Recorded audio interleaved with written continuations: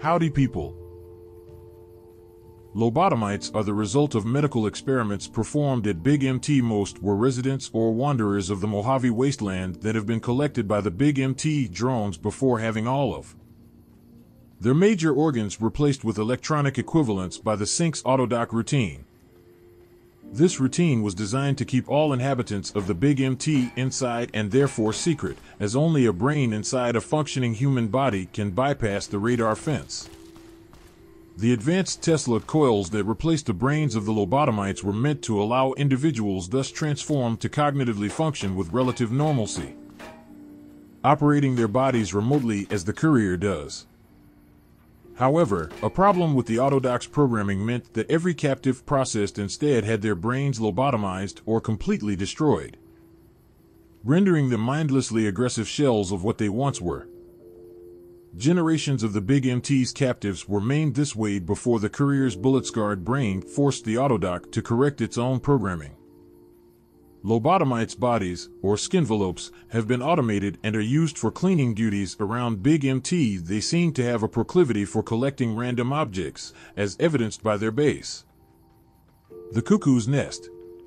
They are actively hostile, but function well enough to be able to fight alongside other lobotomites. Although they wear almost no armor, the modifications made to their bodies make them significantly tougher and more resistant to damage than the average human. Unable to talk normally, they mainly grunt, but some can at times be heard saying "die," "stop you," and "never." Dr. Dowla calls them skinvelopes. Her observations report that 43% of the time when two lobotomites are left together, they will either fight for dominance or inject bodily fluids into each other's orifices. The think tank makes use of lobotomites for their various experiments. They can be found inside many labs, and the courier can splice them with dogs and robots in the X8 Research Center. However, the courier has very little to no control over the results of their splicing. Typically, lobotomites wear a torn patient hood with a respirator, headphones, and a pair of high-tech goggles, with straps to attach them all. They can be found all across Big MT, mostly around buildings and areas marked on the map. Lobotomites wear lobotomite jumpsuits or patient gowns, which offer very little protection against damage.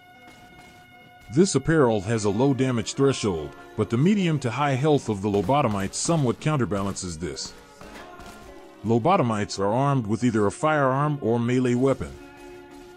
They carry more powerful weapons at higher player levels, and can pose a credible threat even to very high-level players, since at very high levels they often carry hunting revolvers or brush guns.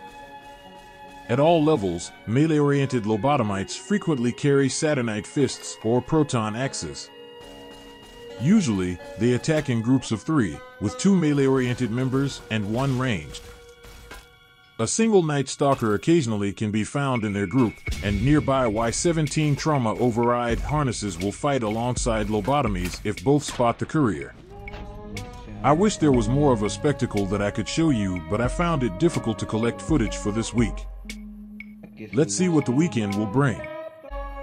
Thank you for watching. All the way down the fan. Yours truly. It's a real good feeling, y'all know what I'm saying? All the ones who just want my money, my body, they be gone. But I'm raking out the fool every day.